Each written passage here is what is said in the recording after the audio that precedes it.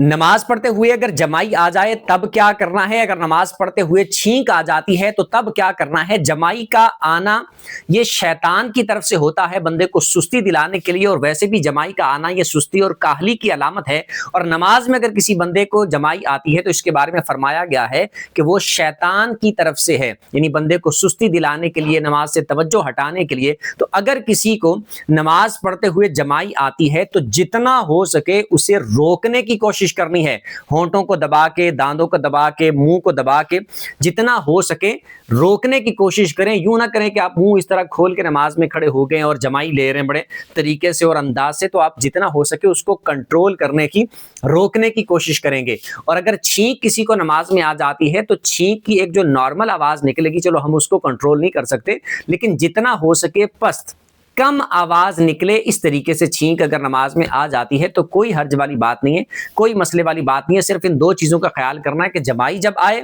یا چھینک جب آئے تو بعض لوگ اس طرح کرتے ہیں کہ وہ زیادہ آواز نکالتے ہیں، یعنی ایک تو نارمل جتنی آواز نکلنی ہوتی ہے چھینک کے دوران اور جمائی کے دوران تو ویسے ہی نہیں نکلنی چاہیے، لیکن بعض لوگ اس طرح آواز نکالتے ہیں، تو اس طرح کا معاملہ نہیں کرنا۔ اور چھینک بھی پست آواز جتنی ہو سکے آپ نے کم آواز، پست آواز کرنے کی کوشش کرنی ہے۔ اور اس میں یہ بات یاد رکھیں، جب جمائی کسی کو آئی ہے اور کھڑے ہیں، قیام کی حالت میں ہے، تو اپنے سیدھے ہاتھ کی پشت سے اس طریقے سے جمائی کو روکنے کی کوشش کریں، یعنی یوں ہاتھ منہ کے آگے کر لیں،